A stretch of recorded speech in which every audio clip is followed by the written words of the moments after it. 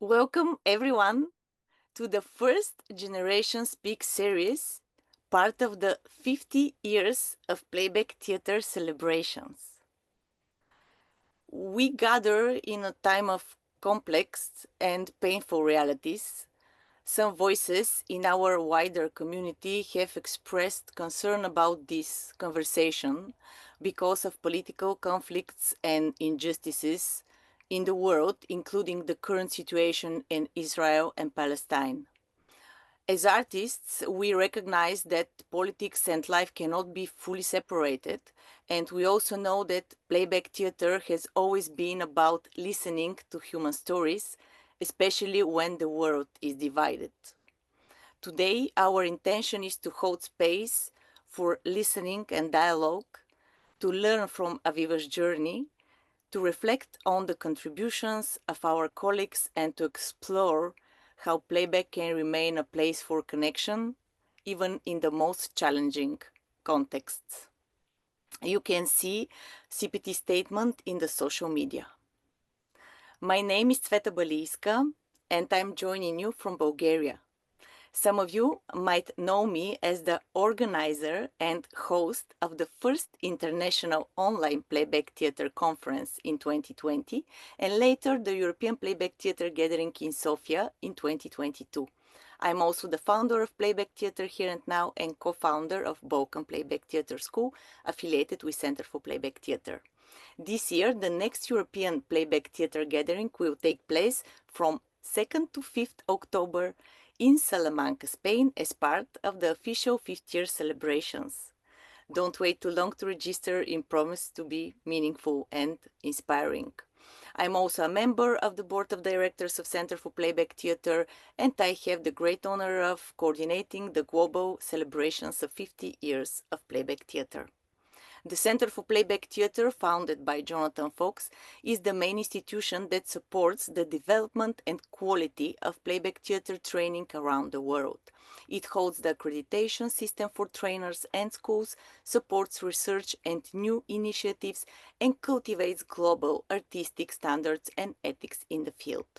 Our close partner in this celebration is the International Playback Theatre Network, IPTN, the organization that connects and amplifies the work of companies and practitioners worldwide. IPTN runs international gatherings, shares resources, and supports emerging communities across the continents. As part of this milestone year, CPT is organizing a year-long international celebrations, including a series of live interviews with founders and pioneers of playback theatre like today's session, online peer supervision with trainers and practitioners from all around the world, an invitation to all playback companies globally to create performances on the theme Stories That Shaped Us in honor of the 50th anniversary. You can still join. There's information in the social media and in the website. Listening Hour, initiated by Jonathan Fox 5 years ago and now practiced worldwide, also is part of our celebrations. And of course, our global playback birthday celebration in November 10th. I hope you all be there, marking the month of the very first playback theater rehearsal in 1975. All events are free and open for registration. More information you can find in playbackcenter.org and in Facebook and Instagram, Center for Playback Theatre. And if you feel moved to support this work, you will find the donation link in the Zoom chat and in our website. Before we begin, let me acknowledge the teams that makes all this possible. Board of the Center for Playback Theatre, Beata Shomuji, Igor Logitov, Radhika Jain, Sikan Chung, Deborah Scott, Damilola Potieri, Soline Dacacche, Sheila Donio, Mina Mo and myself, and our partners from the International Playback Theatre Network, IPTN, Andrea Sandoval, Roberta Roberto, Farhan Luengo, Sharai Haley, and Kimberly Daly. And a few technical notes before we begin. This session is being recorded and will be published. By attending, you consent to this. Today's support comes from Bea Shomuji, Damiola Putieri, Shewa Donio, Radika Jan, and Igor Lubitov. Feel free to message them in the chat. Today, we have the honor to speak with Aviva Apel Rosenthal, a professional theater actor and director, founder and artistic director of Playback Theatre in Tel Aviv since 1991. For nearly 30 years, she has been teaching and training playback theatre all over the world. She is an accredited playback theatre trainer, former president of IPTN, and a senior faculty member of the Center for Playback Theatre. Aviva Apel Rosenthal is one of the pioneers of playback theatre in Israel and internationally. She founded her group Play Life, and which has been active for more than 35 years, a rare achievement of artistic and community continuity. Israel today has one of the largest and most vibrant playback communities in the world. From just 2 groups in 1991, the practice has grown to hundreds of ensembles across the country, including initiatives in schools, community centers, and academic programs. This rich ecosystem reflects the deep integration of playback into Israeli society. Aviva has played a central role in this growth as a leader, teacher, and innovator of training and rehearsal methods that combine the rigor of classical theater with the values of playback. Today's event is also dedicated to honoring the memory of 2 extraordinary colleagues who have left a deep mark on our global playback community. Veronica Nida, who brought playback theatre to Hong Kong and London, a tireless bridge builder across countries and cultures, and later became one of the leading trainers in Europe and Asia. She was also among the first IPTN presidents strengthening the international network.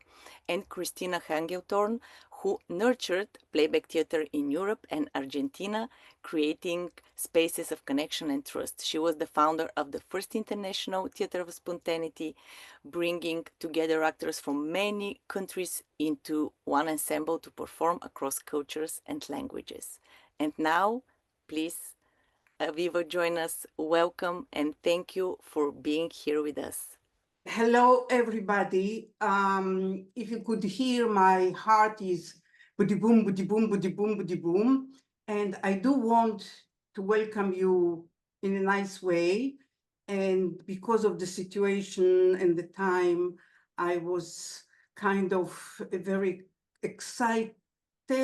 So I decided, not usually my way, but to write down what I want to say you in the beginning.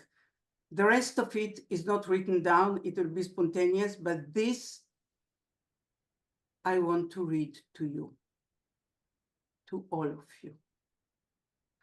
I would like to begin by warmly thanking the CPT board for inviting me to speak here today and to welcome everyone who decided to attend. It was not simple. It is moving for me to reflect on more than 35 years and to share some of the story of my journey with playback theater. At the same time, I want to acknowledge that my being here has stirred strong feelings among some of my colleagues. I want to be clear. I do not stand before you here as a representative of the Israeli government. I do not support this government or any of the atrocities being committed in its name. I stand here as a playback theater practitioner and as a one that really dedicated the greatest part of my life to this work. Playback theater has been, for me, about creating a space where stories can be told and heard in their full complexity, and about honoring the dignity of every voice. I know that not always it is easy, especially not of time of hot spot. I know these difficult and painful times, and I deeply respect the diversity of perspectives shared by the greater playback community. I am looking forward to sharing my journey, and I welcome questions and dialogue about my work and the history of playback theater. At the same time, I will not be responding to questions that are political in nature or that focus on creating more conflicts. My purpose is being here. My purpose of being here is to share my experience in this art form and to honor what we have built together as a community. That is the spirit I bring with me today. And this is the spirit I wish for our time together. Thank you. Welcome. Let's start. Thank you, Aviva. I will start with a question about your first encounter with Playback Theatre and what inspired you to dedicate your professional life to it. So, many years ago, I think it was 1988, I took a workshop with Christina Halgetoren. You talked already about her. You mentioned her. She was my first teacher. So I took a course. I was living in London those days. A long story. I was professionally a theater actress, theater director. I was directing some plays in London, Little Fringe. And then I took a workshop with Christina, and she invited me to join, as you mentioned, the Theater of Spontaneity. She collected actors all over all over the world from different countries. She invited them and she created kind of a ensemble, international ensemble. And we started to perform, like she was organizing performances in different countries. And the first performance that I participate was in Norway. And I remember the first, I mean, I was classical theater actress, but I was very connected also to improvisation and to improvisation theater, not improv, but really improvisation, creating a whole play by improvisation. But so I was connected and I liked the improvisation. So the first performance,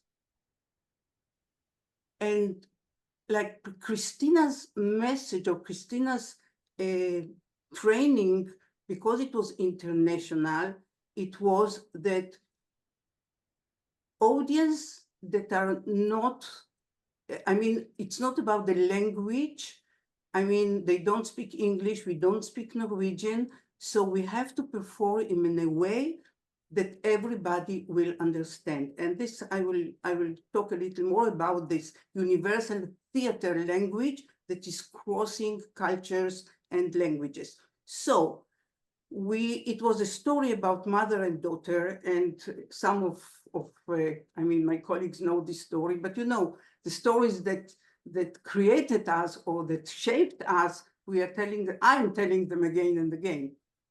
So this was a story about mother and daughter, and something about not telling the whole story, but something in the interaction was that the mother was afraid about her daughter. Her daughter wanted to go out into the world to become, you know, a young woman. And in this moment, when the daughter was kind of dancing in the middle of the stage, one of the actresses, yeah, I was chosen to be the mother. You know, it was choosing the actors. So I have chosen to be the mother. So she's dancing and I'm just standing behind it with my kind of, and that's it, finished. We look at the teller and I see the teller was sitting like this, her eyes full of tears. And she says, now I can see it's so hard to let her go. So I was standing there, still a very classical actress. Wow, that's nice. I made somebody cry. I made somebody understand something. I connect to something. And also audience were kind of, everybody has this classical, this universal story about mother, daughter, family. They are growing. But I was really, really kind of thrilled. And I said, yes, this is the kind of theater I want to do. And this was still something about, this is the kind of theater I want to do. I didn't understand then that it's more than theater for me, doing and expressing myself and making myself happy and people happy. And as Jonathan said, acts of service. It means actors, they really love to perform and to show themselves. And at the same time, when they are doing it, and they are doing service to their colleague and to their community and friends. So this was, I didn't knew then, but this was the first step of doing something that is giving me such a pleasure and satisfaction. And at the same time, it's so meaningful for the teller, for the audience, for the community. And even more, it was also a present for me to understand something new about me and my life. Because I also, those days, my daughter was around the age of the daughter of this woman. And when she started kind of, let me go, mom, I want to go, let me go. And I would say to her, no, you are still too young, you can't do it, you can't do it, wait, wait. And one day, one of my friends said to me, you should let her go. And I understood that doing stories for someone is also a present for developing and understanding something about me, my life, and sometimes to take it, to work on it. And this work of self-development never ends. So Yes. that was a long story about a moment of initiation. So that was with Christina, and I think that the time that I was performing, it was not a long time, but it was very, very important because it goes together very strongly with because her approach was so theatrical. And she was, like, for example, we were doing a performance, and after the performance, sometimes anybody knows it, sometimes we are not very happy about what we are doing, or we don't, but everything in playback is with good intention, it's accepted. But what Christina was doing, she was in the next rehearsal, we were redoing the story for us and finding ways how to, and this is also something that I brought it to my training of the group. And also when I'm teaching, I make an agreement that I'm going to work a little as a theater director, and I'm going to do some suggestions and corrections, that everything is really fine. I mean, if you don't hurt the teller, if you are respectful, if you listen to him with open heart, if you're doing what the best you can do on stage, that's great. At the same time, as a theater person, I know that there are things that can be improved. So I make an agreement with the group that I'm teaching that I may, who wants, not only who wants, I may give suggestion, coach, and then we can see what other options and how it can be more, more, I call the aesthetics. And I believe that the aesthetics have power of healing. So if you're more I mean, personally developed. You know all the forms and rules and I mean the trainings of playback as the ritual, and on top of it you have also more more ability to express yourself and to bring a little higher standards of theater to the performance. I think it will be more satisfying for the teller, for the audience, and for the actors as well.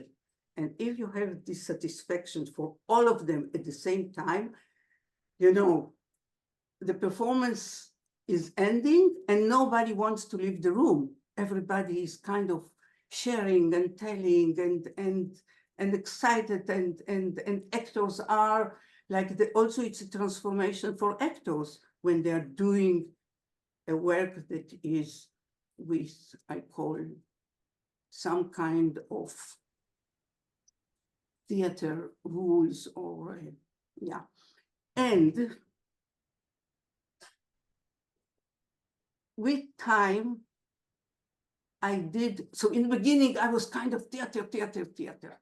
And I remember when I arrived to leadership, it was nearly 8 or 9 years after I had already a very established group, and I wanted to, you know, I wanted also to meet Jonathan. I met him before, but I really wanted to learn and to develop myself and to be a better playbacker. So I came to leadership. It was in La Combelle. It was Hedda Robb. She was also one of founders and beginners of Playback Theatre, and she hosted leadership. And when I just arrived, and it was conductors from all over, and group leaders from all over the world. So that was great to meet everybody. And when I arrived there, I suddenly discovered that I'm the only actress. I mean, Hedda has some acting, but she was the host. I mean, but nearly no one was coming from the theater. There were social worker, there were psychodrama, there were some. So this was, for me, it was kind of, I was in kind of a, you know, world that playback theater is for theater people. So,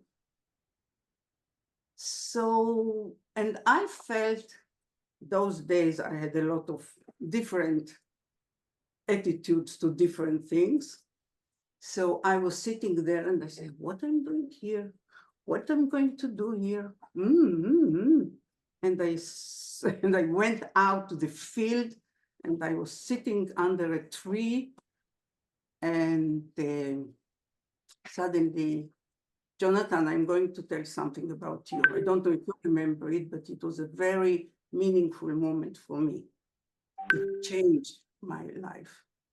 So I was sitting under the tree, thinking what I'm going to do, what I'm doing here. And suddenly I saw Jonathan coming from the field. And I was sitting by the tree. It was open. And he came slowly, and he knocked on the tree. Tuk, tuk. May I come in?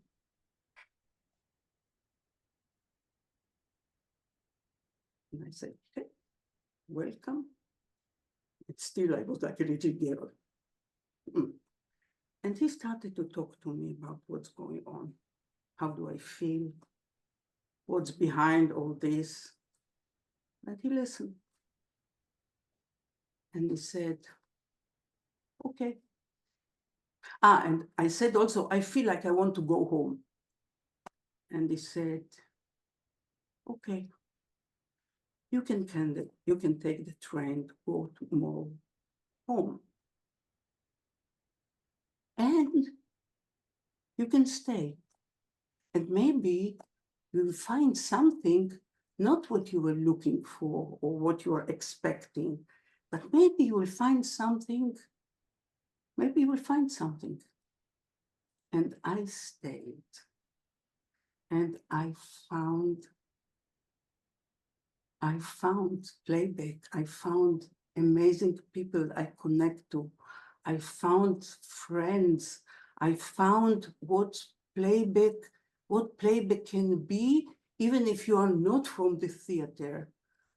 How sometimes certain truth, authenticity, imagination, creativity can create magic moments, and even if they are not perfectly shaped in the theater mode.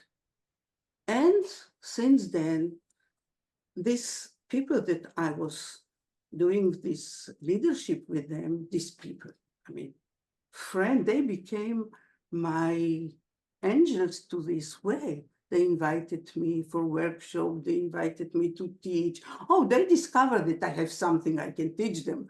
So, and I learned a lot also from the different side that to do playback, you need much more than just theater qualities. Yes, yes, Okay, and after Jonathan's retirement, you stepped into a key teaching in leadership course.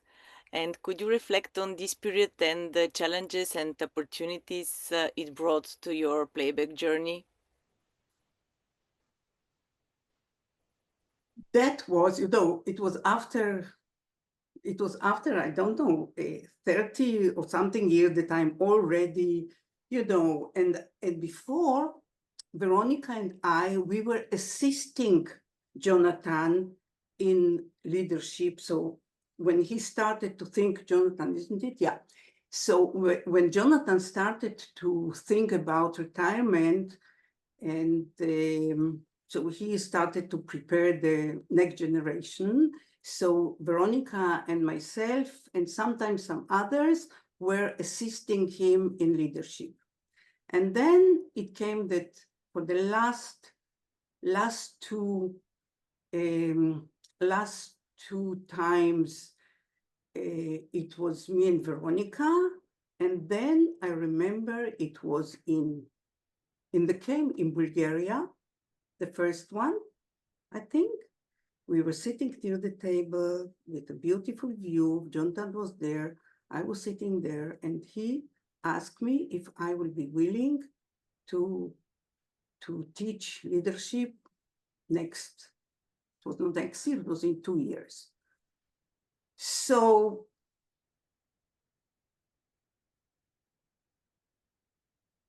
it was,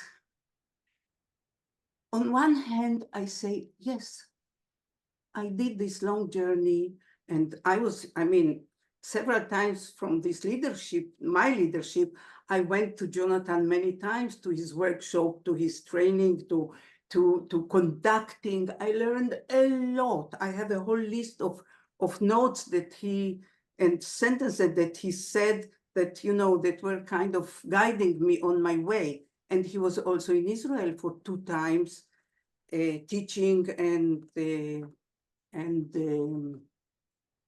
leading some very important workshops. So we had a long, and I knew that yes, I'm ready.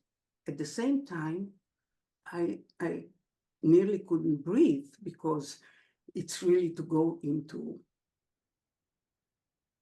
the master, and I'm not. I am a teacher, very qualified and with a lot of experience.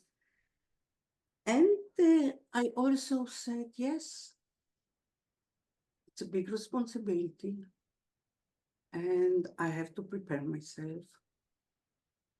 And I will ask for guidance and help, whoever will be ready to give it to me.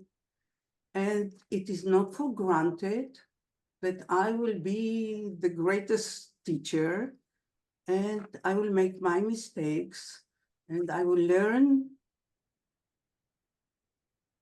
and I will learn on the way. Yeah. So yes. And sometimes I was thinking, what Jonathan would do in this place, and sometimes he would say, Jonathan told me that. So I was bringing him sometimes in the leadership course, I was kind of bringing him and quoting what he would say. And yes, so, and I mean, the challenge was, the challenge was also who is coming, to know the people before. I was looking in Facebook to, to read about people, to know them before they are coming, who they are, where they're coming from, to see how they are looking. I mean, I was preparing myself. I even learned the names ahead so I can feel more close. So I made preparations. Yeah, you're a teacher to a lot of us in leadership. Yeah, you So were also my student. Yeah. And yeah, I was marking also who are going to be the next leaders. And you have a kind of red, red heart. I said, oh, this is promising. I mean, everybody is, is doing his own way, but some are really taking the train and going to the, how you say, to the not to the driver's seat, and some are going down on one or another station and taking another train. yes, it's a trip that we all remember. I'm sure many of us here have many, many memories. And today we are honoring also Veronica Nida, and Oh, she's yes. also my teacher. I'm really grateful that I had the honor to be with her in workshops. Yeah. And could you tell us about your memories and collaborations with her? We have also a short video that maybe in a Yeah. moment we will put. So, I mean, Veronica was my playback sister. And really, I mean, thanks to when I started, Veronica was, we met in Finland, in Päivi's, in the first conference in Päivi's farm, and it was kind of an amazing opening. It was 1993, I think, or five. So I was kind of the beginning. I was still with Christina's Theater of Spontaneity, which Päivi was also part of it. And it was a beautiful opening ceremony, beautiful. I mean, it was do I have the time to tell about this? Because I think it was inspiring for me. So there were 4 elements of nature. I mean, spring, summer, autumn, and winter. And we were invited, all the participants, to go from one station to another and to say something like, what is spring in my life now? A story about spring. What is blooming in my life? And then what is, and then summer, what is, how you say, really growing fully with full, what is, and then autumn, what is living my life, what I say goodbye, what I separate from, what I let go. And, and the tree was with falling leaves and stones. And then there was winter. And it was a big table with everybody's thinking about death, but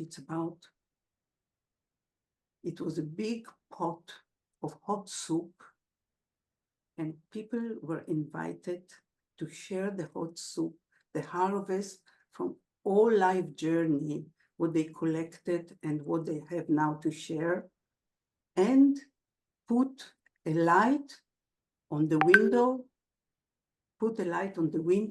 to show the way to those that are coming. And this is just, telling you about where I met Veronica. So on this journey around the corners, I suddenly saw a young woman. We were young women then. A young woman crying, sobbing, really, and she didn't have any, so she was, rubbing her nose and her eyes and her mouth. Everything was just dropping water. And I didn't have a tissue or something, but suddenly I opened my bag and I found a toilet paper. And I took out and she took it, and she consumed the whole, how do you call it, the whole Please. toilet paper. And we were kind of, going from station to station, holding, hands. Like suddenly we became, and we were going, and we came to this winter. And I didn't understand. My English was very, very poor then. So she gave me this soup and she explained to me what we have to do.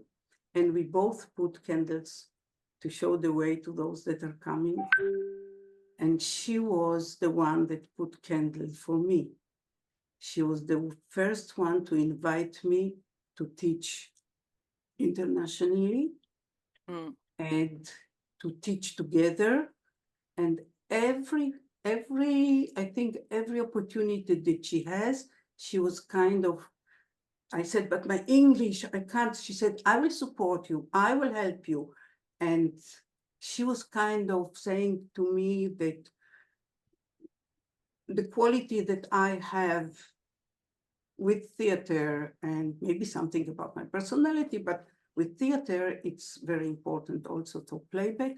And she was kind of taking care to bring me to, and Yes, that's how she we was started. amazing person and a teacher, and Yeah. many of And us we were great. also teaching together with Jonathan. And when she was conducting, she was always crying.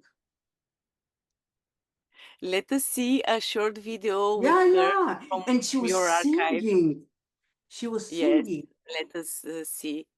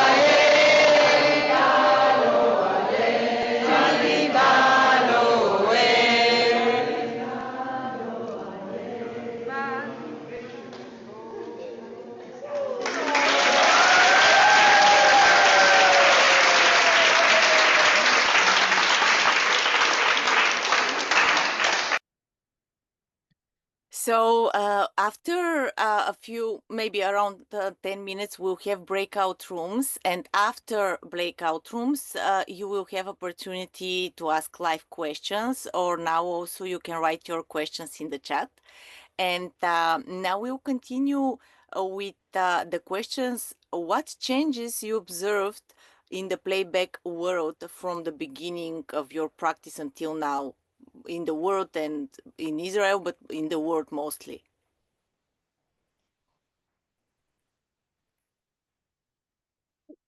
Please, not to disturb you. Excuse me. Sorry, somebody was coming in.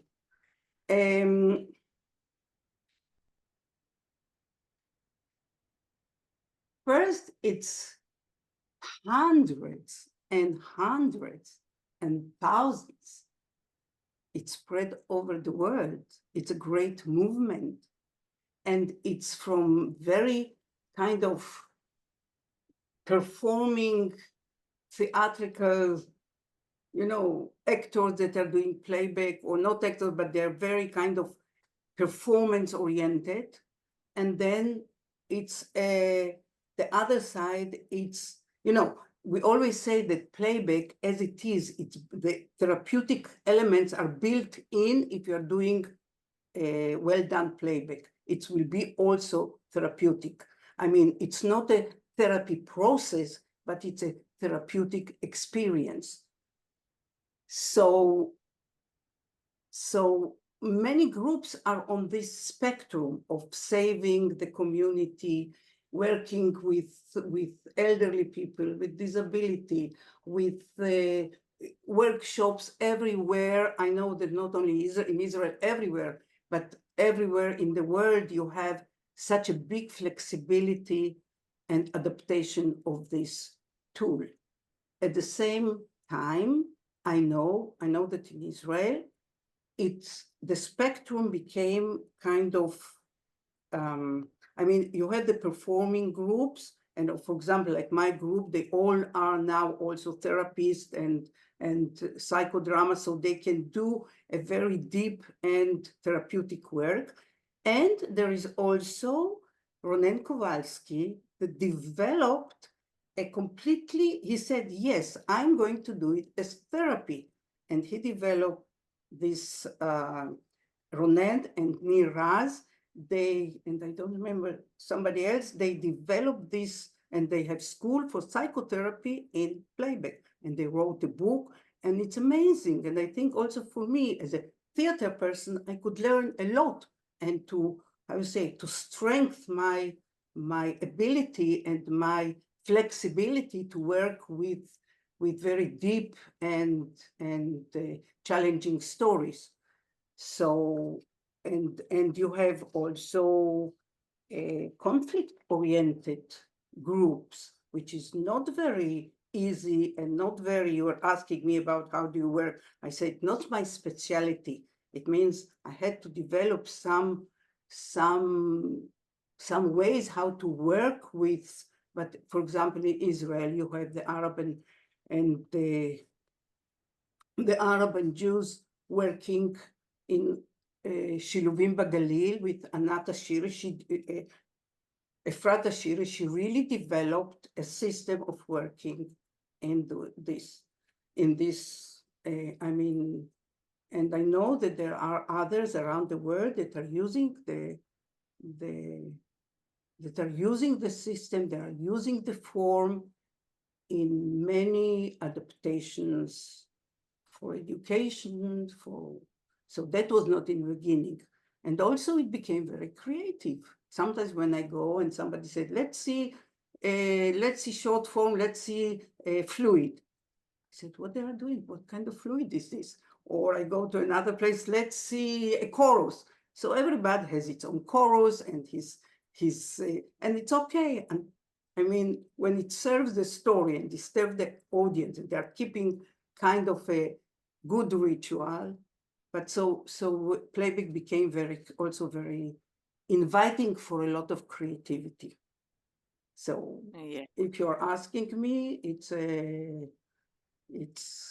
all over. Yes, yes, it is. And there are some I say runaway playback, which they think they are doing playback, but it is too funny, too humorous, too much making fun for sake of being funny. Yes, yes.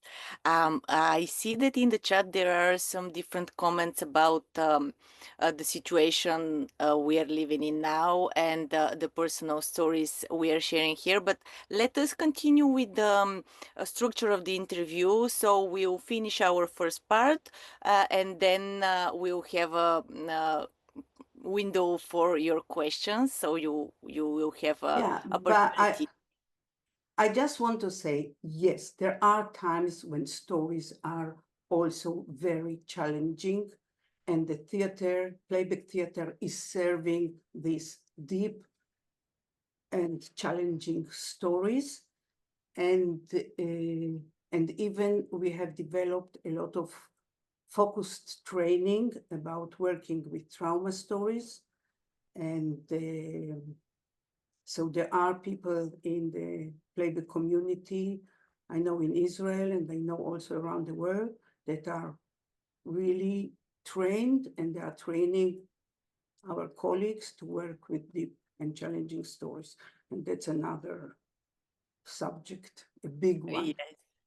And something else that is impressive and is how you managed to sustain a playback theater group for 35 years. And I think this for most of us that are leaders of companies, we have some many challenging moments, and we would like some advices how you managed to sustain. And many of the first or the original members are still in the They company. are here. I think they are, yes, it's the original company, and some of them are here. And can we see, I mean, just a word, it was a vision that I shared with these people.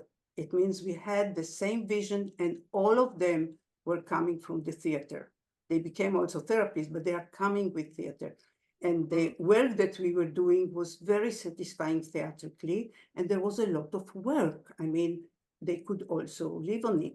And we love to work with child. Can we see them? So Yeah, we I, have I would, a short video. Yes, yeah, we I can wouldn't see sit David. here without the work with them. So it's not only me, it's my group.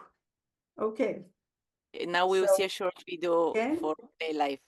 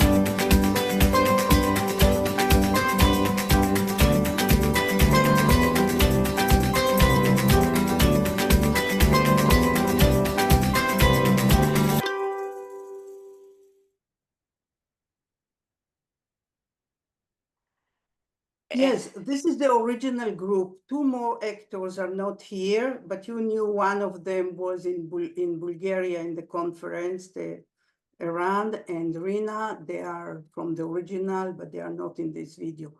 And I am just, first I show because these are my children, and I'm very proud. And they themselves are today conductors and teachers around the world, and they're having some groups and centers of their own. So, but they're still coming home and playing together. So, yes, I am very happy and proud, and I also really appreciate that I had this unique team that let me also grow and develop myself and live life that is very meaningful. Do So very, you're saying like the secret is a shared vision? Is there something else? it's the shared vision. It starts with shared vision. It starts with me as a conductor working with people that I connect with. I mean, after a long time, I kind of say, why these people? So there is something in our chemistry, and not that I love them all the same. Yes, I love you all the same.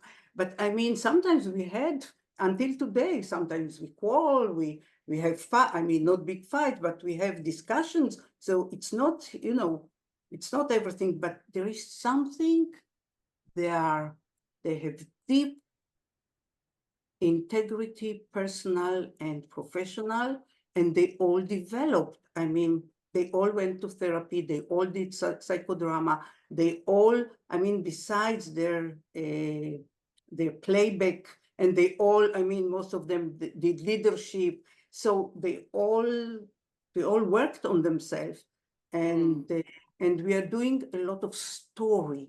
I mean, we are doing short forms usually only for the warm up, and we are doing stories, or even if it's episodes, it's still story, it's relations, even it's a monologue, it's relations, it's acting.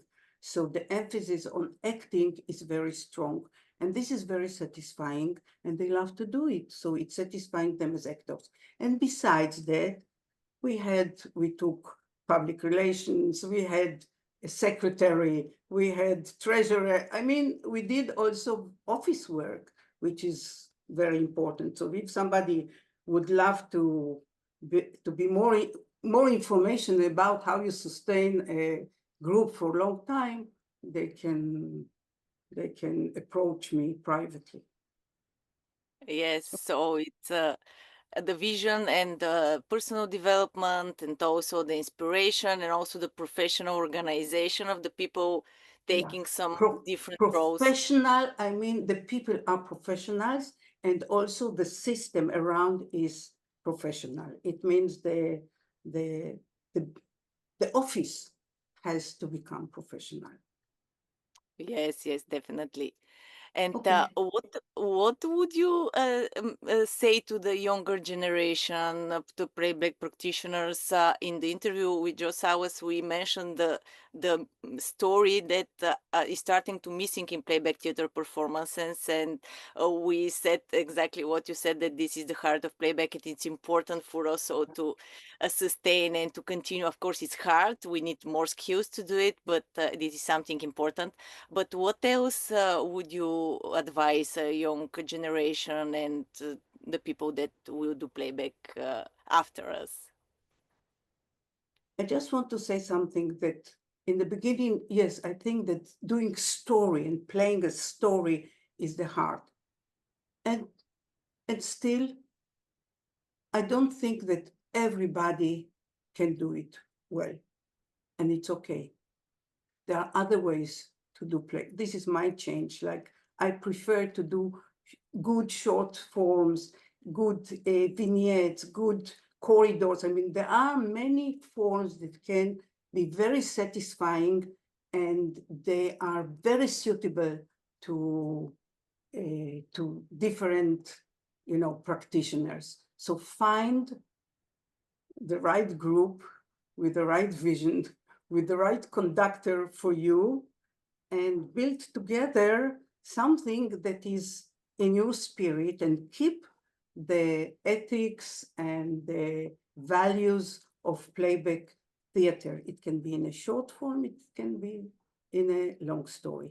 And never ending, for the young, never ending journey of learning and self-developing. Even last week, I was in workshop that was about playback and therapy, and I really enjoyed it. I really got some presents.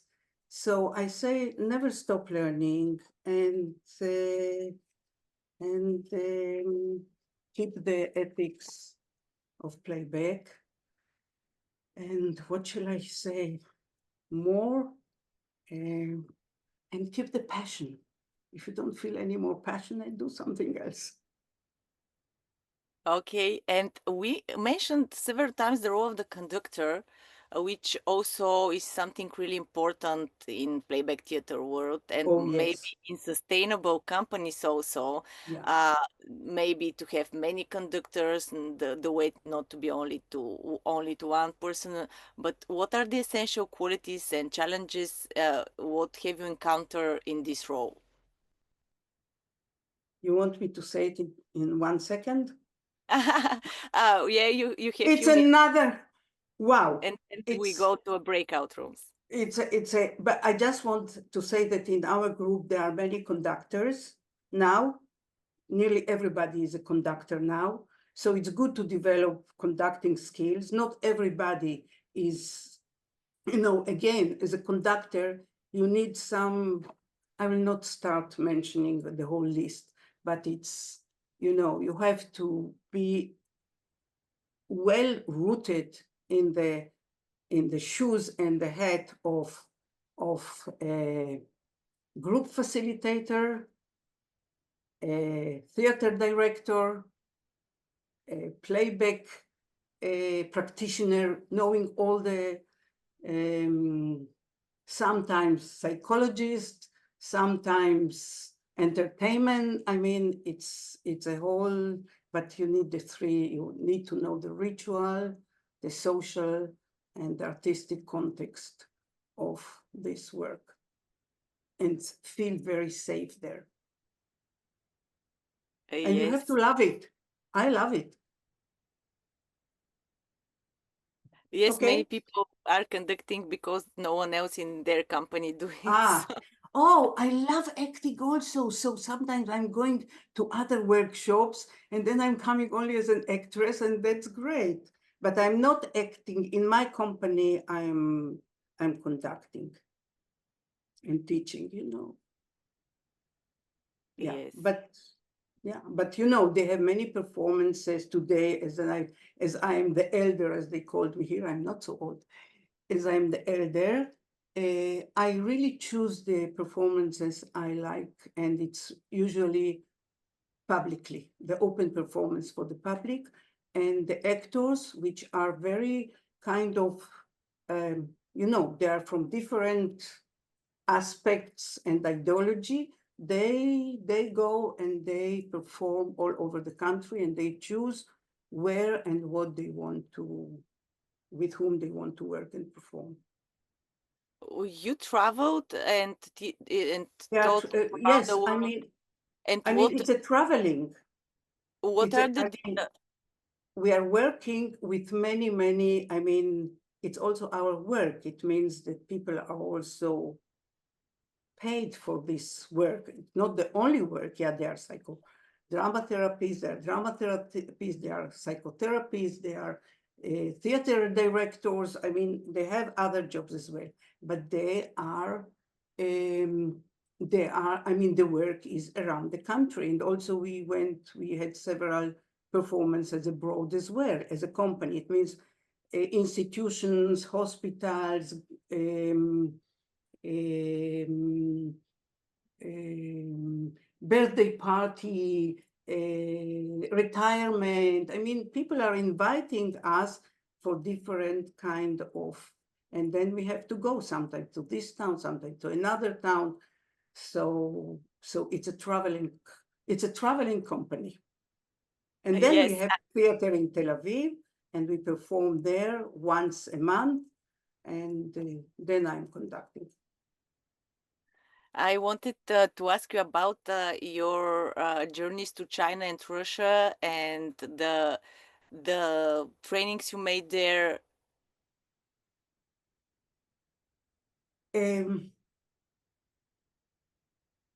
So first was Russia, and here is the place to mention Joseph Paradis, which was another very, very, I mean, important figure in teaching and founding many centers and groups in Europe. He was with Aniko.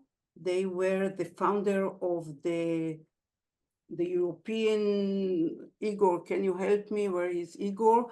So I came with Joseph Paradis. I came to Russia, to Moscow for the first time, and we were teaching there. And then in Ukraine, in other towns in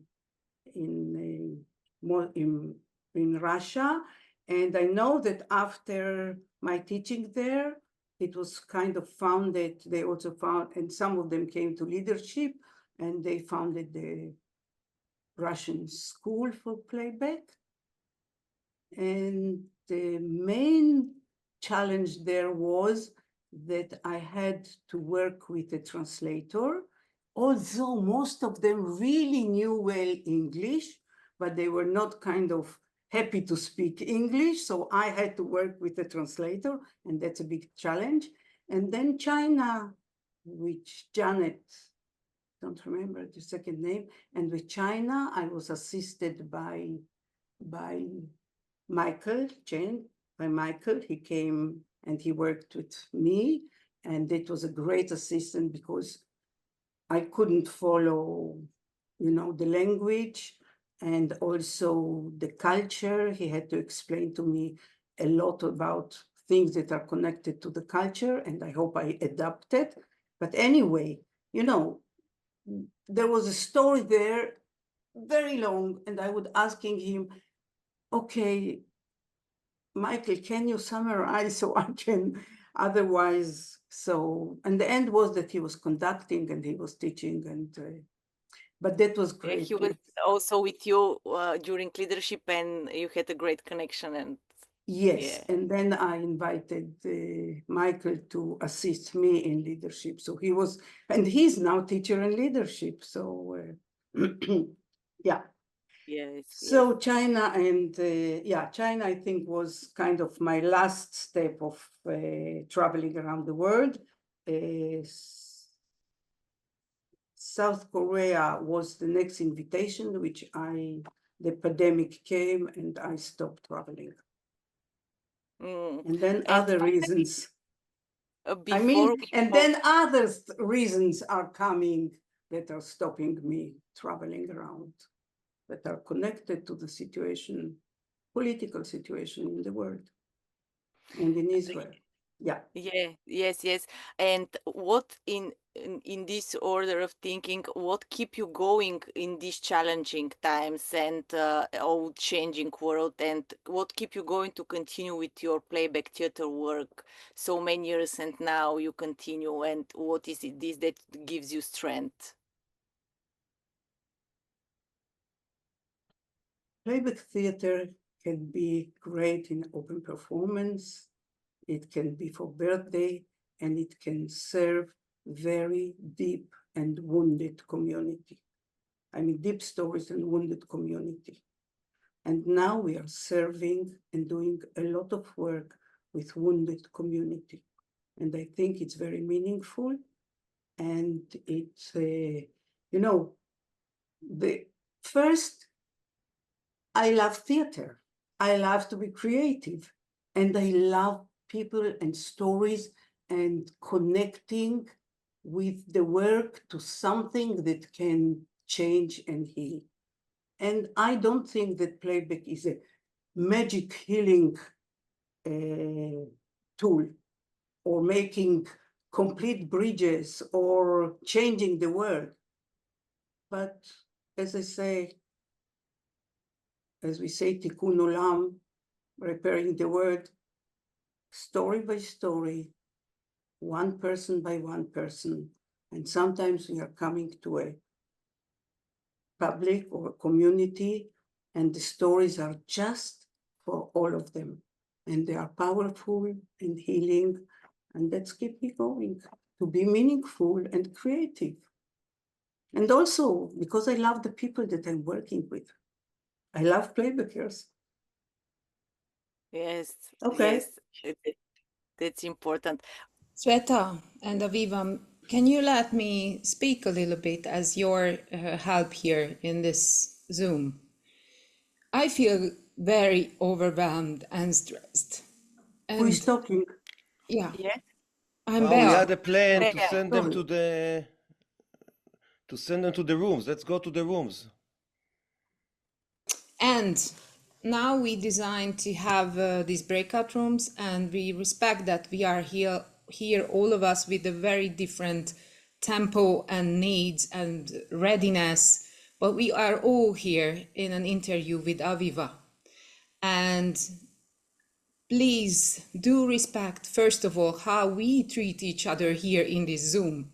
This is what probably the main learning that I learned from Jonathan and the ethics course, that the focus is also on ourselves.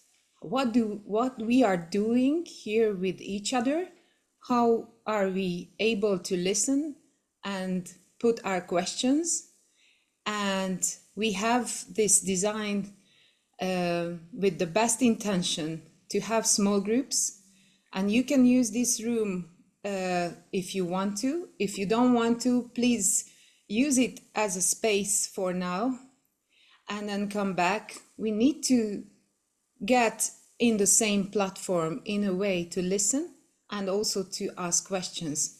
And if you write all the time in the chat for us, and if you expect us to respond immediately, we have a lot on our shoulder, and we are here to listen and give space to all of us and talk with Aviva. So please respect each other, how we are here.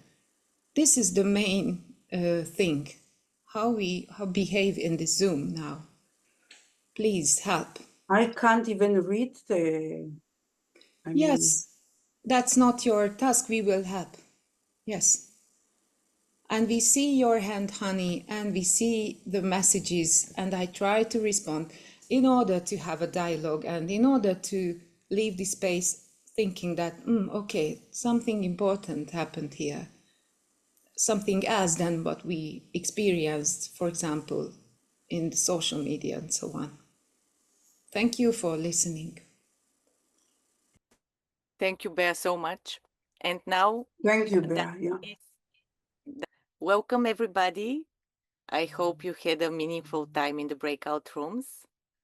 And now, as we said earlier, is the time that you can ask your questions. So maybe we can start with Hani. His hand I saw first, and then maybe Bea will help me with the others that will need to say something. Please. You are muted, Aviva. I mean, can we go to gallery now or not?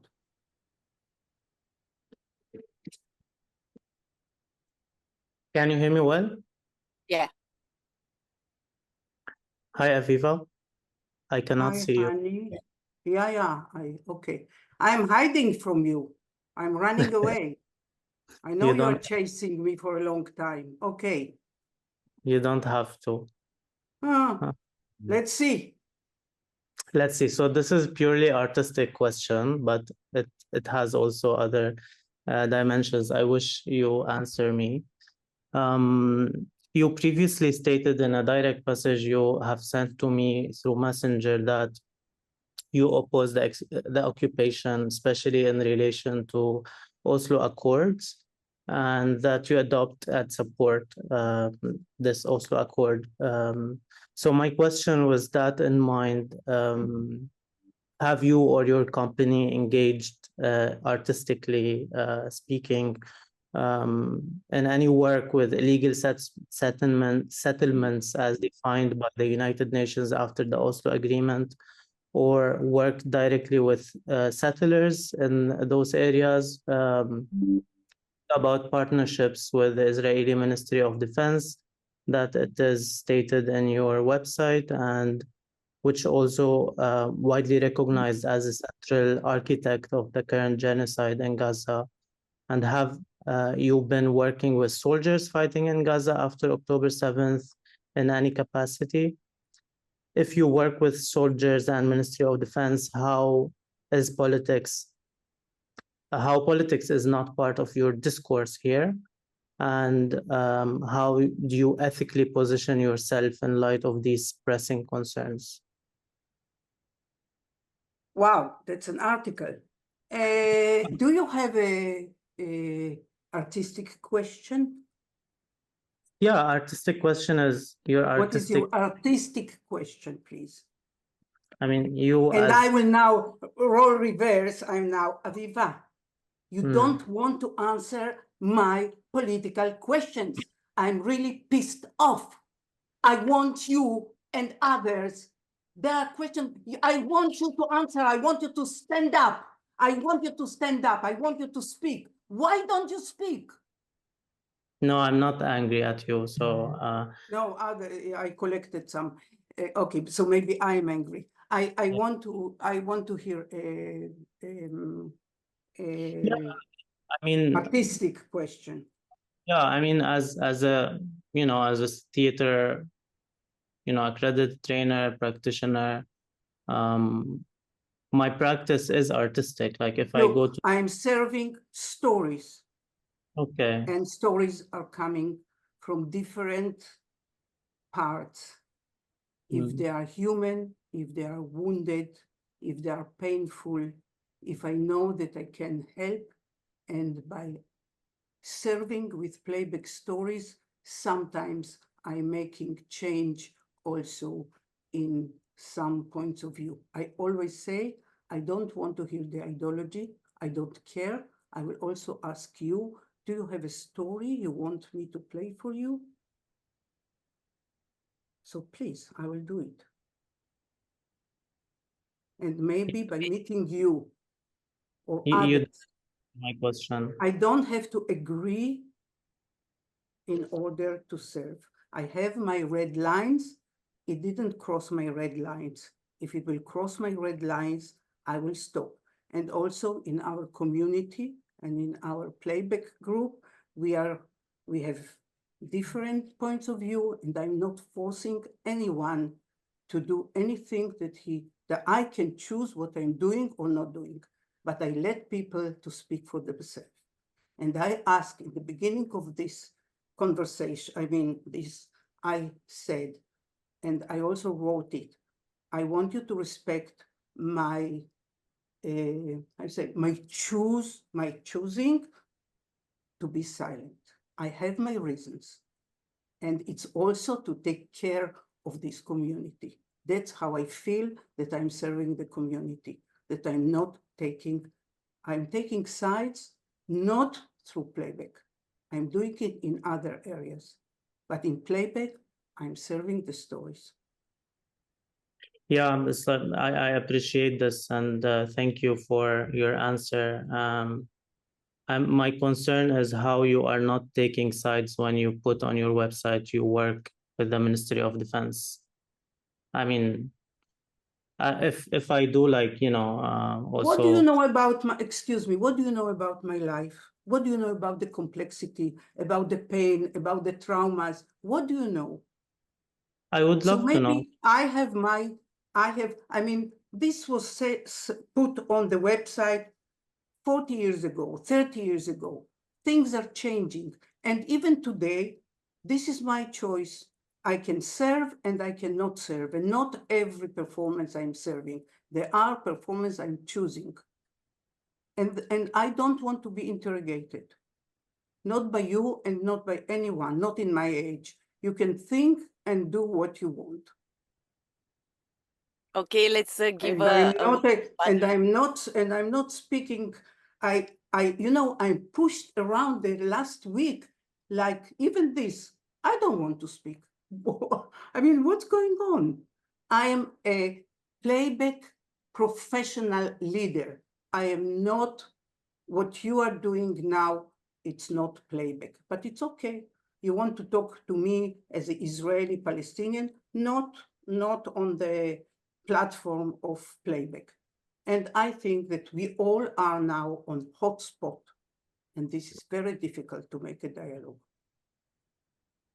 Okay. And maybe other places, and Hani, maybe you can say about your initiative, because you will create space for all these questions. He put it on Facebook. No. I said that this place is for the prophet. I mean, Hani really, I followed he's writing and expressing himself brilliantly. It's on Facebook, it's everywhere. So if somebody wants, he can go and read what he's calling for. Yes, and what I want to say that Hani is organizing some conversations that will be enough space. So maybe you can go to his Facebook page and you can see there Yeah, you are. can talk to him. That's right. Yeah, so there will be a place for these conversations, which is great. And now we gathered for different reasons. So I would like, please, our technical help to say who wants to be next. We have a few minutes, so maybe we can hear another person that want to say something.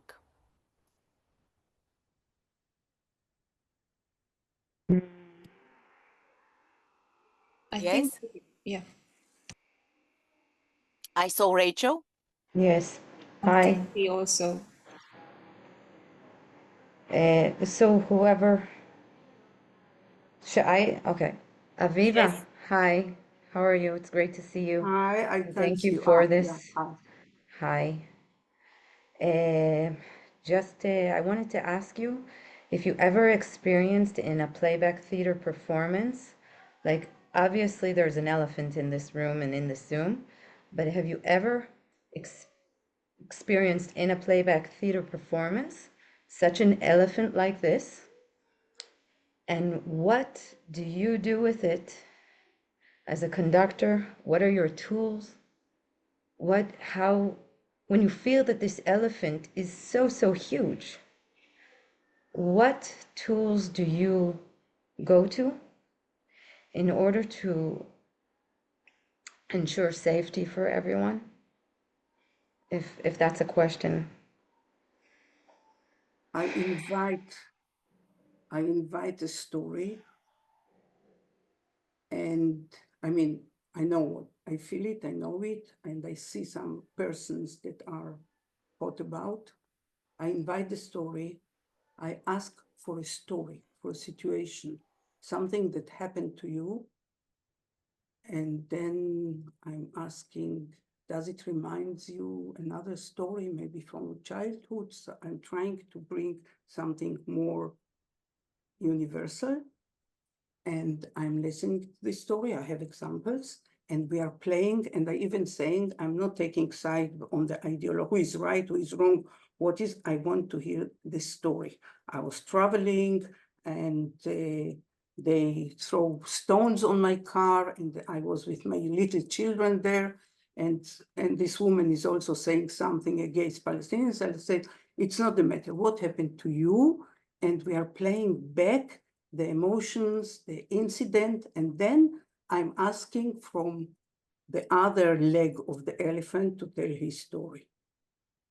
So I'm bringing stories, and sometimes I say, I don't want to hear propaganda. It's not the news. Go to TV and you can talk. I want to hear the story. What happened to you? And What do you people are mean by sharing. the other leg of the elephant? I mean, What do you from the mean? other side, I mean, when there is an elephant, usually there is a subject that of a big conflict or some uncomfortable situation that, and you know, it can be also, it's not even, you know, it doesn't have to be only political. It can be, you know, I am coming to a school and the manager and the new teacher, and nobody is talking about some very difficult, you know, situation. So I'm inviting stories.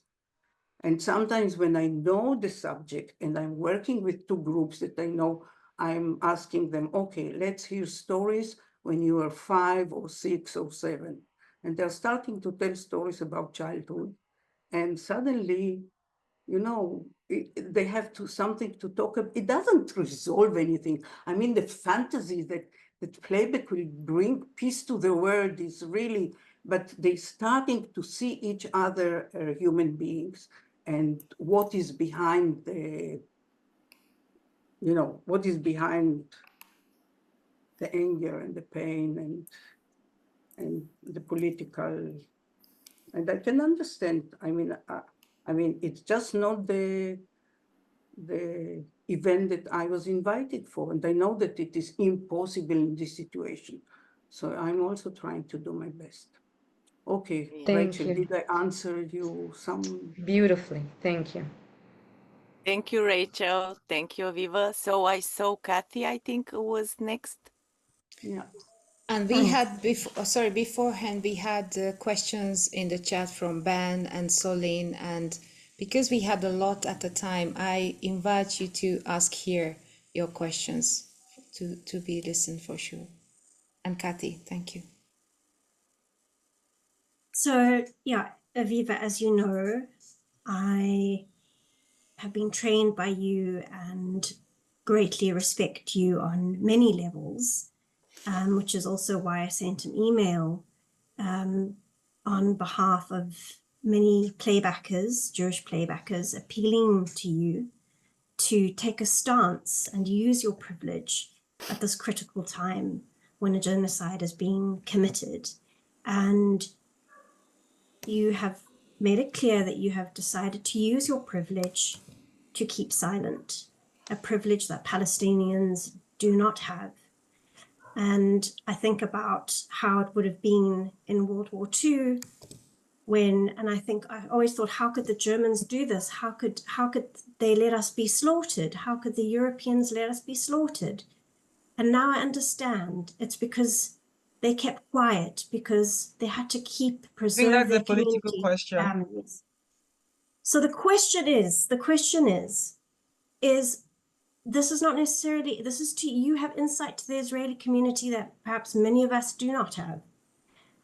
Why do you think that the Israeli Playback Theatre community has failed to align itself with Israeli human rights groups such as B'Tselem, Zochrot, Physicians for Human Rights, and the broader Jewish and Israeli movement that is actively opposed to the current genocide and the systems of apartheid that underpin it? If you could make us understand why there isn't more of that. I can't, and I choose not. I told you, I'm keeping my standing here also to take care of my community. If you want, I'm not representing them politically. They are very diverse also politically. You can approach and ask them privately if you want, or write to the playback community. They are very, very, clever people, and they will answer you. I don't answer for all of them. I am taking my position and my responsibility for professional standards and training, and I have my red lines, and Israeli community is very, very diverse. And I care. The worst thing that I can think about, even worse than now, it's civil war. And I'm not ready to give my hand to anything that will bring civil war. Yeah, okay, now we can... Can we have some how to say, okay. Look, maybe this is what interests most of the people, and that's why they came.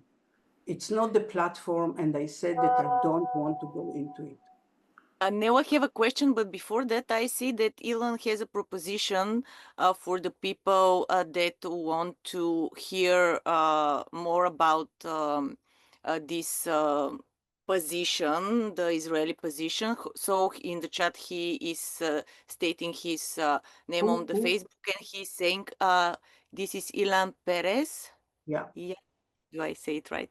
So maybe you can contact him if you want to hear this position that you are looking for. Maybe this is an opportunity. And now I see Nella, please come. Hello, Aviva. Hello, everybody. I'm really happy to come today here and to enjoy your wisdom, Aviva. And this is, for me, always is a lesson to listen to you. And I'm full of different emotions now, feelings, but again and again, I said to myself, okay, calm down and just focus why we're here. I'm here to listen how to be in the art of playback, how to use playback for good, for what we are here to do, to do this act of service, and to continue our strengths to be there on stage and to do our best. And I really admire, respect how many years you build your company. 35 years your company is for now. And give us some maybe advice, like leader of this big company, for leaders who are also here today, maybe what should we do to keep this strength of our team, to continue this journey, you know, and to build together this team more longer how we can? Just your wisdom of being the leader of the long journey of your team, more than 30 years. I think I said some things, I mean, when Sveta was asking me, and you know, I'm thinking my head is still with other. I think it's about people.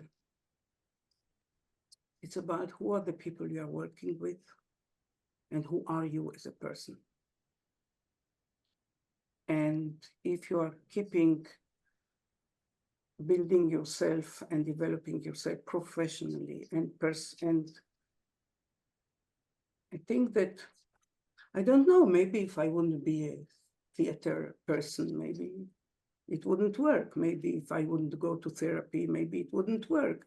Maybe if I wouldn't be a mother and have life experience, maybe it wouldn't work. So I think all these things of, maybe if I wouldn't be a Holocaust survivor and a refugee myself, maybe it wouldn't work. Maybe if I wouldn't seek for peace and not think that there is only one truth or one justice, maybe it wouldn't work. How you can hold multiple truths. Yes, thank you. I see the Thank hand. you. Thank you, Nella. I see the hands, and I will give you a word in a second. I see a question about the red line. When you were conducting, you mentioned it earlier that you are feeling this, and we have a question. I think it's from Melissa. I'm not quite sure about Excuse me, not ending there. Sorry. Yeah. About your feeling this red line, if you can say more when you're conducting. I think that each of us, I mean, I think really all people that are doing playback, and I know I met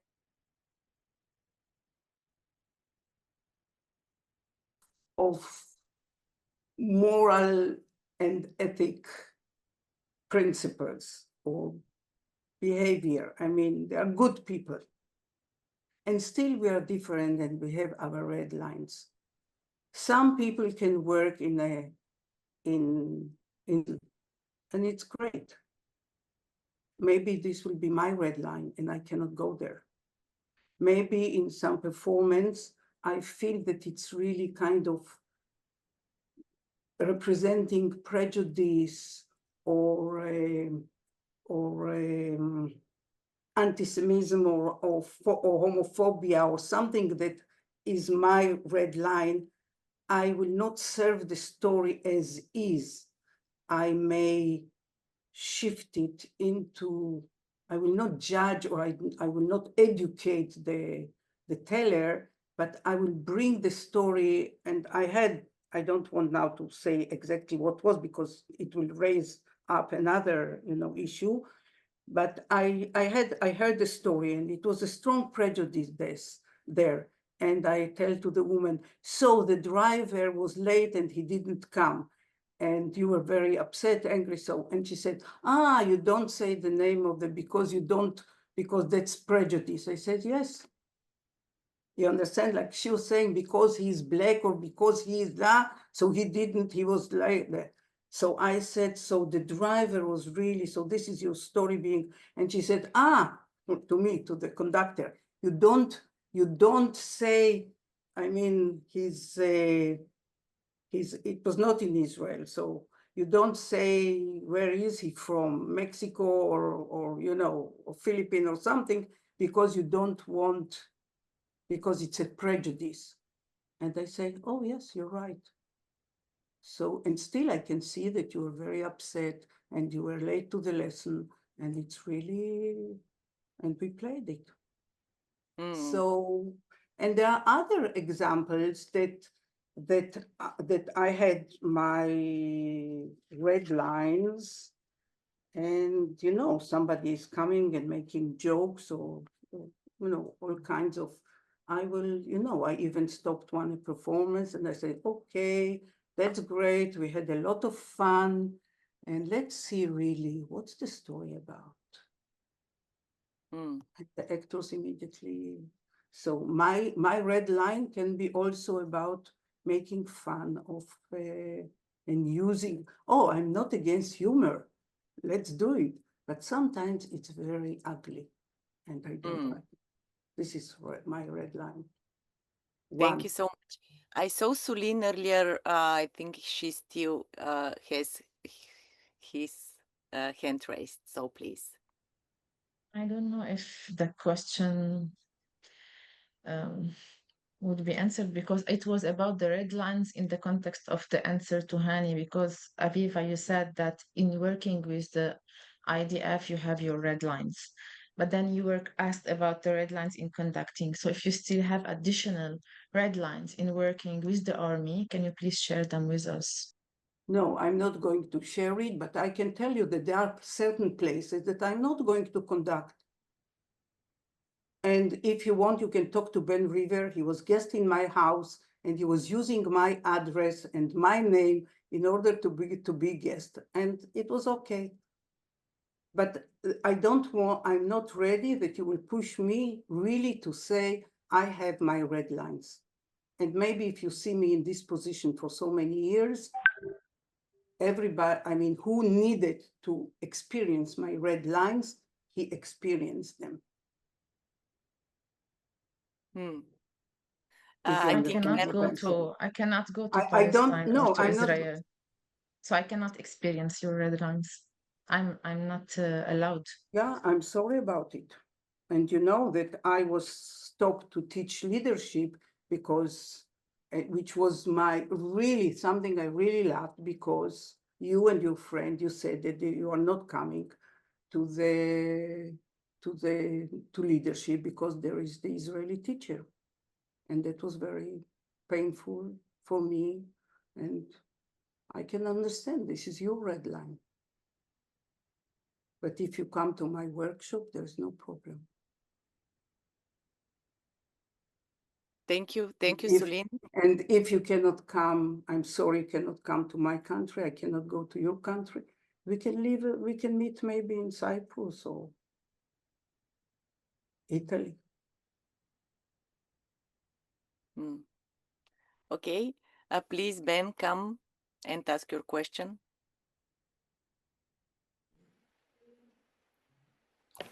Hello, Aviva.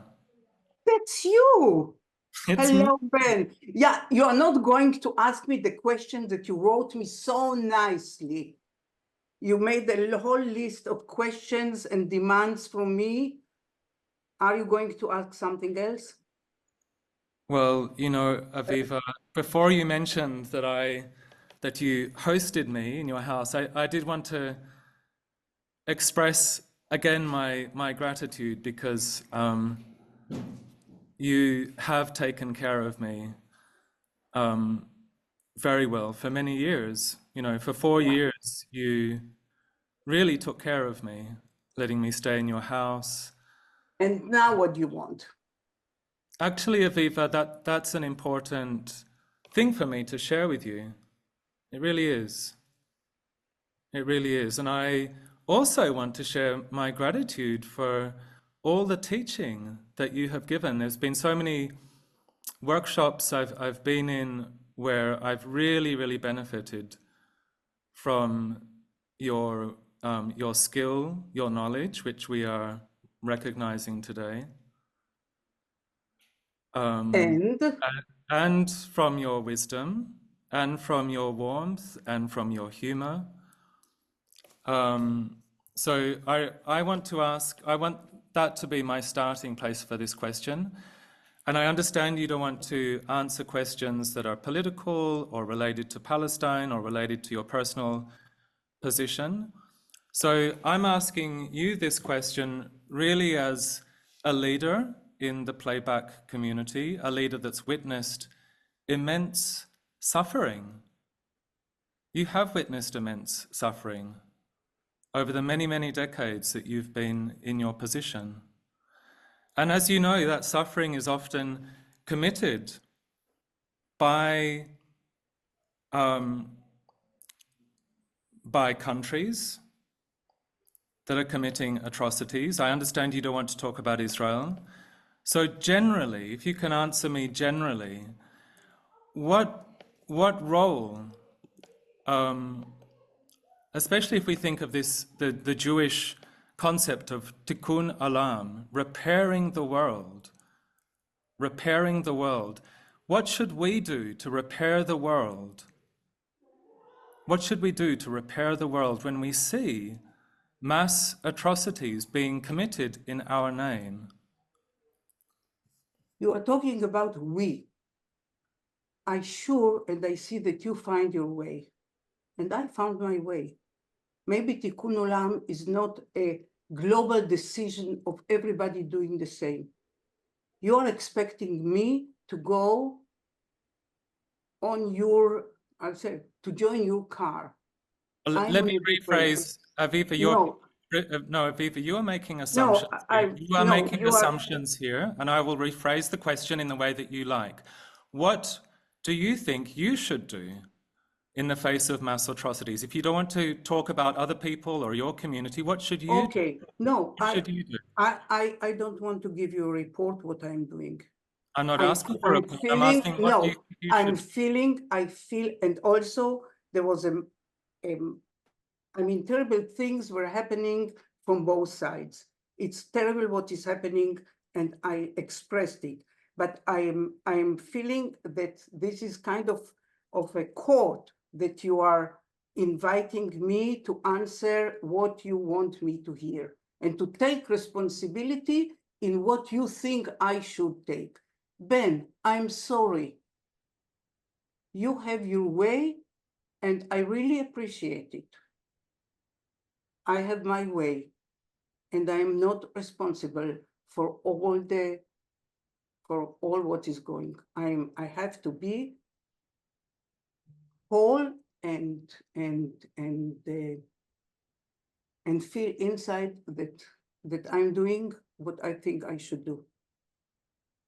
And I'm not going to give you a report.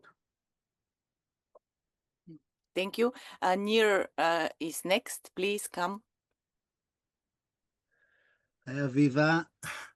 I wanted to also ask and also share that when I came back from South America community, and I heard about the spontaneous theater there, that they were very political and very left hand, and then I came to you and I shared that thing with you. One of the things that you told me, human rights, and then you told me, look, our community grow up so much because we were open to listen and to accept all the people from all the different sides of right, left, whatever. We could accept everybody, and the playback choose to focus on the things that we have together that connect us, not to separate us. So I would like you, if you can tell us a little more about this vision. That I think one of the reasons that the Israeli community have more than 1,000 people doing playback now and hundreds of groups, it's because of this vision. So can you give us your vision about that, please? I think that playback is, how you say, like a river is now making two streams. There will be the political and the social justice movement, and there will be the playback that is holding and combining different voices, and that's okay. So that's what I can say in this moment, that I think that also the playback will not be one, I would say, one creature. Thank you. And maybe Thank you, there is room for, I don't know, a very political left. And okay. Yes, thank you. There's a lot of hands and a lot of questions in the chat. We don't have that much time. But Claire Hewitt is asking, I would still like to know more about theater perspectives, acting history via psychodrama as mentioned earlier in the chat. I'm not sure what was exactly mentioned in the chat, but if it's not clear enough, we can ask Claire to ask it directly, because maybe this is something that is interesting for other people too. I'm sure I can do that. So earlier in the call, Aviva mentioned quite strongly her connection to acting as having a very strong value alongside psychodrama, and I just wanted to hear a little bit more about that, as it strikes a strong balance in me as I come from an acting background as well. Thanks. I think this was Jonathan's vision, that in order to be able to serve the stories and to handle a group, you should go and work on your own materials and be clear where it is your story and what is the teller's story, and how you make boundaries to serve the story and not to, how to say, overflow and engage the teller and all the audience with your problems. So it means that psychodrama is a tool for actors, a very important tool for actors, for playback actors, to develop themselves as playback serving actors. I mean, it's not enough, because we had, in my journey, I had sometimes very good actors, theater actors, and they didn't stay because they didn't have this sense of service or how you say, perspective. It means they couldn't look and take care of themselves, and it was all, it was all over the place on the stage. And and there are many things in psychodrama that if you can use them as acting tools, they are serving you and they're serving the teller. I think that, all my actors, they did also, I myself, all psychodrama, all therapy. You cannot do playback without having worked out your materials and your traumas. And we all have traumas, these or others. Otherwise, we wouldn't be in this field. Yes, that's true. Did I answer you? And training for playback, I mean, on the list of the school CPT, there in the beginning, there was that you need at least 1 year of psychodrama. Yeah. Thank you. So now, please, Shewa, come. It's your turn. Thank you. Hi, Aviva. Hi. I'm from São Paulo, Brazil. And here in Brazil, there is a big discussion within the playback community about whether joining political movements or not, whether bringing it to the playback stage or not, if it's possible to be neutral and to leave all the conflicts outside and just focus on personal stories. And I learned from Joe the echoes of the story, the different layers of a story. And one of the layers is the political, historical, cultural context of the story. And I've also learned in some of the acting classes throughout these years the importance of other actors, the ninja actors, bringing the context that are behind the stories, sometimes the voices that are not being heard when the teller is speaking, bringing other side, like the other sides of the elephants that you were mentioning. So what's your advice? How do you do that? How do you think we should do that? How much is it really possible to stay out of whatever is happening here in Brazil? It's very conflicted for the past 6 years, at least.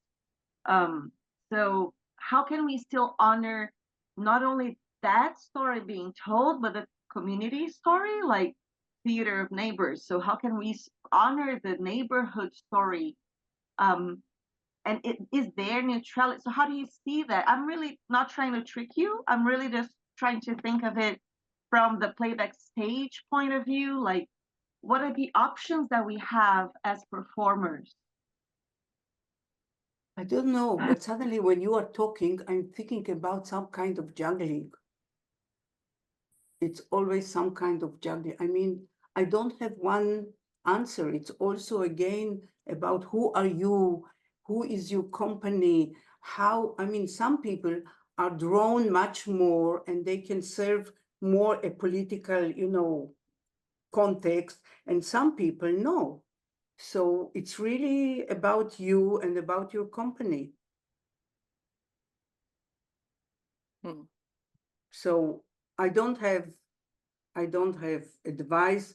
I just know that how do you manage to hold polarities in the same place? Okay, thank you, Shewa. Fabi, please come and ask your question. Oh, I see Kati's baby. Hi, Aviva. Hi. Fabi from the Hi, Philippines. hi. Yes, yes. Yeah, so I want to thank you for sharing your vast experience in doing playback theater and how you put your foot down on the issues, the hot issues at hand. But I really want to take this time Just a to minute. rejoice. Excuse me, I didn't finish yet. Hello? Yeah. Yes, I just want to Can you repeat? Yeah, again, I want to thank you for sharing your vast experience in doing playback theater and how you put your foot down on the issues, the hot issues that are discussed here. And but I came to this, I joined this conversation because I know this is supposed to be a time for rejoicing, for celebrating the 50 years of playback theater. And I am so happy to learn from you as one of the elders. I listened very intently on the discussions. Just something that's on my mind is, in Asian playback, most Asian playbackers are Chinese. The conflict is not only in Gaza, in Israel and Palestine. We in the Philippines is in the midst of conflict also with China. And I was thinking, should I ask my Chinese playback theater comrades to stand up against the Chinese government because of what they're doing to our fishermen, to our coast guards, no? But I will not do that because they are my friends also. No, these Chinese people, and I know the risk they will be taking if they take a stand. So I would not. So my question really is for you, Veronica, no? For you, Aviva, how do you keep the fire burning in doing playback, your passion? You talked about passion earlier. So how do you keep the fire burning even in the midst of the challenges and difficulties? It's difficult. And sometimes Yes. I was thinking really, I must confess, that I was thinking that maybe I will not do this interview, that maybe this is not the time to do this interview, that maybe it's not the time to do this interview because I'm not ready to do it the way that is appropriate to this time. But I don't know how much time I have. So I decided this time came, so I'm going to do it, and who wants will come for what I have to share. And I know, I'm aware of what is going. And you know, by you talking about the Philippines and China, I was teaching in Taiwan, and some student from China came, and I was not aware about, you know, this deep conflict there. But very, very quickly, I checked with one of my colleagues, and what I decided that I invited stories, you know, like I said, I know that this is going on, but I'm coming from outside. I have something I want to teach you. And I just invited them to share what I have to teach. And I was inviting them to tell stories, as I said, you know, from school, from traveling. And they were sharing this story and playing them for each other. And in the break, they were sitting all together, eating together, drinking together. And they said to me, oh, that was the first time we felt safe here. I mean, the Chinese said. So I don't know. I'm not solving problems of the world. And believe me, if I would know that if I make this and they say this and all the suffering will disappear, I will do it. Okay. Yeah. So Thank what you. keeps you going? What? What keeps you going in doing playback? What keeps me going? Yes. Yeah. Maybe we can expand the question as we have it, how you keep going in your life in Israel as a playbacker who dedicated her life to playback and being so active, and how you keep going in this whole situation. People and stories. There were always people and always stories, and I'm just addicted to stories and to theater. Yes, What we are shall going. I do? Shall I, how you say, when the old ladies, they're making the, you know, scarves, and how do you call it? Knitting. To You're do knitting. knitting or no. I love doing what I'm doing, and I feel that every story and it doesn't matter how much political it is or not, every story has meaning. And to be meaningful, I think this is something that is very important in life, to feel that you are meaningful. And you see all these beautiful people that were here asking me these difficult questions. It's also what they are doing. It's very meaningful for them. It gives them. So if you're doing something meaningful and you're feeling that you are serving your people and community and friends and family, and at the same time, you do what you love to do, I mean, then you're lucky. So I'm lucky that playback came to my life and I could do it. Yeah, I Okay. think many of us can feel for that. That playback gave us so much that we are lucky to have it, even in difficult times. Now we are But I near. know today, really, and I'm telling you, it's not a magical cure for all the suffering in the world. And sometimes it doesn't work. And it's okay.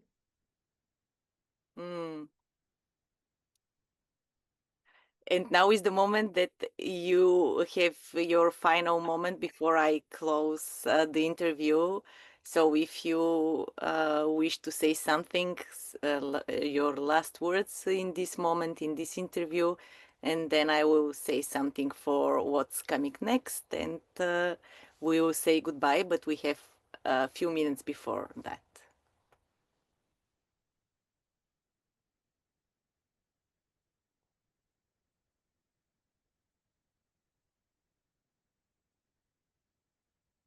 It's just I think a privilege to do playback, and even it was so challenging today. Thank you all. I'm going back and I have some new thoughts to take with me and to discuss with myself and maybe with some of you. And I do think when I look back at my 35 years of this journey, I thank the universe. And I thank you because without you, it wouldn't be possible to do it. So I need this partner to be on the train with me. So I'm still on the train, so come, we shall go some more. And sometimes it's very difficult, but it's also, I have a little story, can I tell? Yes, yes. When I was 6 or 7, maybe even less, my mother used to make puzzles. It's many little pieces that you are creating a picture. And she was putting all the pieces on the table. She was taking away the cover not to see the picture, and she was making this puzzles, this picture. And I, as a little girl, there were these black pieces and twisted pieces, and I was, so one day I just took them and hide all the black and ugly pieces and frightening pieces. I put them away, and my mother finished to prepare all the picture, and then she said, "Oh, something is missing here, some pieces. Where are they?" And she looked at me and she said, bring me the pieces. I said, "Okay, Mom, but they're so frightening. They're black, they're ugly. I don't, I'm afraid." And she said, "Okay." And I gave her this black pieces, and she put, and she put, and she put. And suddenly the whole picture of a farm and landscape with sun and with clouds and with black smoke and with black horses, and everything was there. And she said, in order to have the whole picture of our life, we need also to put on place the black pieces, the frightening, the painful. They will create our life. So this is what I'm doing, taking also black pieces. And thank you to Rachel Raman. It's her story. It's not really my story, but I like to adapt stories, to collect stories, and to make them my stories.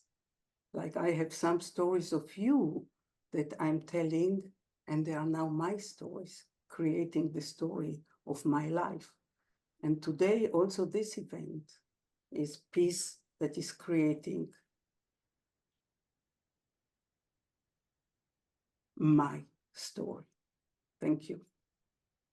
Thank you, Aviva, so much for your generosity and depth and inspiration, and for taking all the colors and helping us see the other perspectives. And once again, deep gratitude to our technical team today, Beata Somuji, Demiola Putieri, Shewa Donio, Radika Jan, and Igor Lubitov. Thank you for holding the space with such presence and care. And of course, thank you, Aviva, and thank you everyone who joined and from all around the world. And thank you for being here and being part of this a beautiful, beautiful, colorful carpet. Before we finish, I want to warmly invite you to the next interview in the series. September 19th, we will be with Karin Gisler and Paivi Rahmel from Europe, followed by Ben Rivers, Farah Wardani, Soline Dacacche, presenting our Arab-speaking countries. Then we finish with Leslie Palmer, Samson Setumo, Kati Borowski, presenting Africa. Every 19th of the month until November. And of course, November 10th, our huge celebration of Playback Theatre in the month of the first rehearsal in 1975 global gathering. Your registration is in the Facebook event, so please join and let us celebrate together. And thank you, Aviva, for sharing your story and for your honesty and everything you brought to this space. And we know that these are not easy times for any of us, and for our community as a whole. The pain, the grief, and the differences in perspectives are real. And yet, the Playback Theatre has always invited us to stay together inside complexity, to keep listening, and to hold space for each other's truths. Our strength lies not in erasing differences, but in recognizing our shared humanity. As we close, let us remember why we are here, not to divide, but to connect, not to harden, but to stay open, not to turn away, but to keep creating space for stories, for dignity, and for dialogue. May this gathering remind us that even in the hardest of times, we belong to a community that chooses empathy, presence, and courage. See you next time. I'm Tsveta Baliska, and it was a pleasure to be host of this event organized by Center for Playback Theatre. Thank you all for being here. See you next time. We love you, Aviva.